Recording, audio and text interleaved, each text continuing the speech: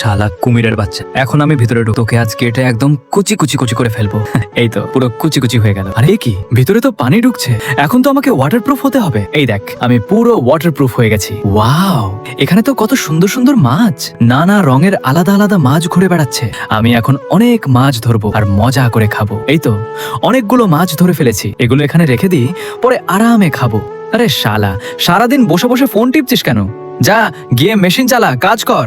শুধু ফোন টিপলে হবে নাকি, কাজ করে খেতে হবে। আরে রে, এখানে তো জম্বিরা আক্রমণ করে ফেলেছে, তাড়াতাড়ি তোকে এখান থেকে নিয়ে যেতে হবে, না হলে তো জম্বিরা তোকে ধরে খেয়ে ফেলবে। এই তো ওকে নিরাপদে নিয়ে এলাম, এখন এখানে একটা সেফটি ঘর বানাতে হবে। সেফটি ঘর না থাকলে জম্বিরা আবার আক্রমণ করবে। এই দেখ, তোকে কত সুন্দর একটা সেফটি ঘর বানিয়ে দিলাম না, এখন এই ঘরে নিরাপদে থাক। জায়গাটা তো বেশ সুন্দর লাগছে।